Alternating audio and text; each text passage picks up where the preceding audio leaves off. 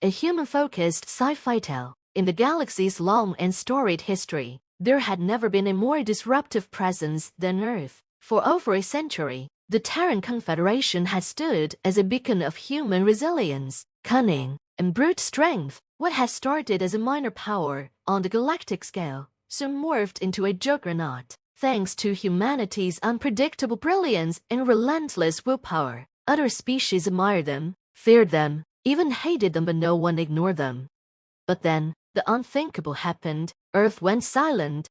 It started with simple things. Trade vessels no longer responded. Their usually loud military channels grew dormant, and diplomats who had once been in every major galactic council withdrew with no explanation. The once bustling Terran networks, known for their chatter, updates, and broadcasts, went eerily quiet. What began as curiosity quickly turned into concern. The Zavians were the first to attempt contact. They sent a diplomatic fleet to Earth's solar system, expecting perhaps some form of isolationist policy, maybe even a shift in government. What they found shook them to their core. The Zavian emissary had barely crossed the asteroid belt when their long-range scanners picked up something alarming. Earth's orbital defenses, once a wall of steel and plasma, were empty. No ships, no stations, no patrols. The Terran space fleet, the single most powerful armada in known space, was gone completely. The emissary made a risky move. They pushed forward, bypassing Mars, past the quiet moons of Jupiter, and entered Earth's orbit. What they saw next sent the fleet fleeing back home, broadcasting only one message to the galaxy: Earth is dead. A call to arms. The galaxy reacted swiftly. Panic spread through the core worlds. If Earth could fall, what hope did any of them have? The Krillic Empire, old rivals of humanity, rejoiced at the news until their own colonies went dark in the following days. A Hekra horde, who had once waged bloody wars with the Terrans, suddenly became very quiet. Reports streamed in from distant sectors, entire systems going silent, fleets disappearing without a trace, and strange disturbances warping communication arrays. The galaxy soon discovered that it wasn't just Earth. Humanity had vanished from all its colonies, outposts, and fleets, billions of people gone, and in the void of their absence, something else stirred. Rumors spread of strange ships seen at the edges of civilized space, black, seamless vessels that didn't seem to use conventional propulsion. Fleets sent to investigate these sightings never returned. Galactic scholars and strategists debated endlessly, some claiming this was humanity's ultimate weapon, a secret fleet waiting to pounce. Others whispered of an ancient, unstoppable force awakening from the depths of space. The Galactic Coalition, in a rare move of unity, the Galactic Coalition was reformed. A council of species that had once feared each other now banded together in a desperate bid for survival. Old grudges were forgotten, treaties signed, and fleets assembled. The coalition's most brilliant minds worked day and night to solve the mystery of Earth science, fearing that whatever had claimed the Terrans would soon come for the rest of them. A task force was sent back to Earth under the coalition's flag, composed of the galaxy's best warriors, diplomats, and scientists. It was a gamble, but if Earth held answers, they needed to be found quickly.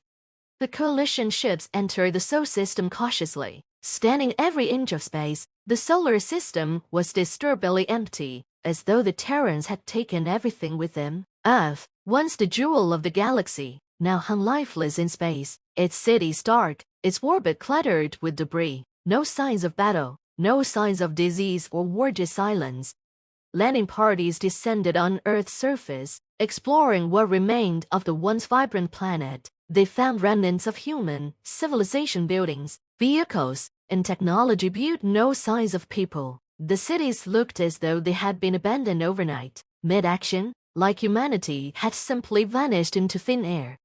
The coalition's best minds examined everything, but there were no clues, no explanations. That was, until they discovered the signal. The signal, buried deep beneath the surface of Earth's moon, was a massive installation, something the Terrans had kept hidden from the rest of the galaxy. The signal was faint, encrypted beyond anything the coalition had seen before, but it was transmitting. When they finally cracked it, they received only a single message: broadcast across every channel in the known galaxy. "We are not gone. We are watching." The galaxy frowned. The message was unmistakably human, but its tone was alien code, calculating. It wasn't a warning, it was a statement. The coalition scrambled to interpret the message. What did it mean? What were the humans waiting for? Were they hiding, biding their time for some grand return? Or was this some kind of galactic bluff? Before the coalition could act, the black ships appeared. They arrived in the down scenes, then the hundreds, sweeping through space like shadows. They didn't communicate, didn't attack, just patrol the edges of known space, slowly closing in on the galactic core. One by one, the outer colonies of various species went dark, falling into the same eerie silence that had consumed Earth. The coalition launched their fleets in desperation, but it was like fighting a storm. The black ships were faster, more advanced, and entirely emotionless. They engaged when necessary but otherwise ignored the coalition, moving with an implacable purpose. The last stand. As the coalition prepared for what seemed like their final stand, the truth finally dawned on them. This wasn't an alien invasion. This was humanity's return. The Terrans hadn't disappeared. They had evolved. Somewhere, somehow, they had unlocked something far beyond the understanding of the rest of the galaxy, and now they were watching, testing, waiting for the right moment to strike. The last message from the black ships echoed across every communication relay. As the coalition's fleets prepared for a battle, they knew they couldn't win. The galaxy was never yours, it was always ours. Prepare. And in that moment, the galaxy realized the terrifying truth. Earth hadn't fallen silent in fear or defeat. It had gone silent because it was preparing for something far worse, a new era, where humanity would no longer just be a player on the galactic stage. They would be its rulers. The galaxy trembled beneath the weight of the revelation. The coalition, once mighty in their unity, now fractured in fear. Each species now fought not only against the encroaching black ships, but also with their own growing paranoia. Could anyone trust their allies when an enemy as old and familiar as the humans had become something unrecognizable? The black ships continued their slow, deliberate advance, methodically cutting off systems from the core. Their tactics were chillingly efficient. No grand battles, no wasted firepower. They slipped through defenses, disabled entire planets without firing a shot, and left only silence in their wake. This was a war not of conquest, but of erasure. The Council's desperation. In the heart of the galactic core, the Council of 12, the most powerful leaders of the coalition, held their final meeting. The once grand hall, filled with delegates from down scenes of species, was now a shadow of its former self. Only 7 seats remained filled. The others either abandoned or lost to the silent void of the outer systems. "The black ships are closing in," the Krillic warlord rasped, his many eyes glinting with fear. "We have mere weeks, maybe days before they reach the core worlds. Their tactics are unlike anything we've seen," the Zavian diplomat added, her voice wavering. "We can't fight what we don't understand. We need to surrender. Perhaps the humans will grant us mercy." At the far end of the table, the Hekrat general slammed his fist down, shaking the ancient stone table. "Mercy? You think the humans remember mercy? No, they have become something else, something beyond us. They don't want slaves. They don't want territory. They want domination, complete and total." The hall fell silent as the truth hung in the air. The coalition's strongest, most brilliant minds, reduced to trembling fear by the very species they had once thought inferior. The same humans they had underestimated for centuries now stood as gods among them. "We can't just sit here," the Etric scientist finally spoke up, his voice trembling but determined. "We need to understand what happened to them. We need to understand why they did this way. They've become this thing." He activated a holographic map of the galaxy, showing the territories now swallowed by silence. "The only place we haven't searched thoroughly is the lunar installation on Earth's moon. We cracked the signal, but we didn't explore deeper. The answers could be there." The council exchanged glances. It was a suicide mission, but it was their only option. If they could discover the secret behind the Terran's transformation, perhaps they could stop it, or at least slow it down.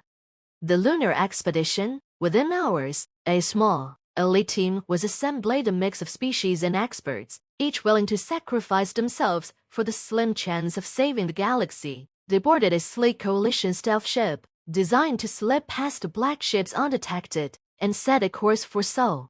As they approached Earth's moon, the sheer desolation of the Sol system overwhelmed them. It was as if the entire region of space had been drained of life. There was no sign of the once great Terran fleet, no sign of any resistance, just the dead, silent planet of Earth hanging in the distance.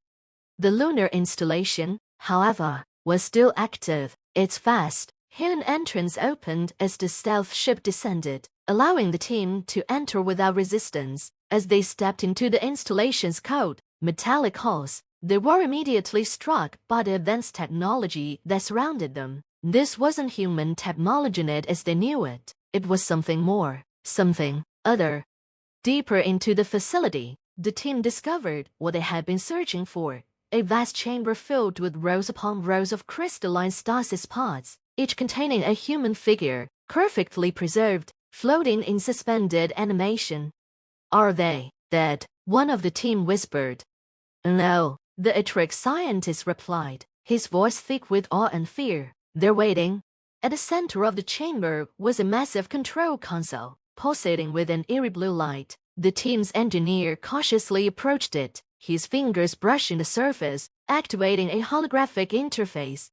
A figure appeared, shimmering in the air. It was human, or at least it appeared to be, but its eyes glowed with an unnatural light, and its voice echoed with a strange resonance. "You are too late." The team frowned. "Humanity has transcended. We are no longer bound by the flesh, no longer constrained by time, space, or the petty concerns of this galaxy. We are now one with the void." The figure's eyes blazed brighter. "The black ships are not our weapons, they are our custodians. The galaxy is unfit to evolve. We have seen your wars, your politics, your failures. We are purging the impurities, and when we are done, only those worthy will remain." The message was clear. The humans had become something far beyond their biological forms. They had integrated with a force or intelligence that was far older and more powerful than the galaxy itself, a force that now guided them in their dark mission. The team tried to flee, but the installation systems activated, locking them inside. One by one, the stasis pods began to open, and the figures inside awoke, stepping out, their eyes glowing with the same blue light as the figure in the hologram. They were no longer human, not in any sense the galaxy would understand. They were avatars of something greater, something the galaxy had never faced before. As the team's final message was broadcast back to the coalition, only one sentence came through before the signal went dark. "They are coming, and nothing will stop them."